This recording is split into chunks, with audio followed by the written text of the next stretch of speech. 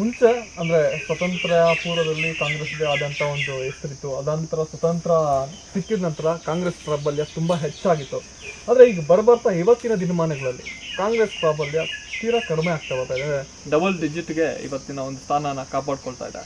So ಹೀಗೆ ಆದ್ರೆ ಕಾಂಗ್ರೆಸ್ನ ಸ್ಥಾನ ತುಂಬಾ ಕೆಳಮಟ್ಟಕ್ಕೆ ಹೋಗುತ್ತೆ. ಸೊ ಹೀಗಾಗೋದಕ್ಕೆ ಕಾರಣ ಏನಾಗ್ತದೆ ನೋಡಿ, ಕಾಂಗ್ರೆಸ್ ನನಗನ್ಸುತ್ತೆ ಇದೇ ಮೊದಲಿಗೆ ಕಾಂಗ್ರೆಸ್ಸು ಈ ಥರದ ಸ್ಥಿತಿಯನ್ನು ಅನುಭವಿಸಿದೆ ಅನ್ನೋದು ಸುಳ್ಳು.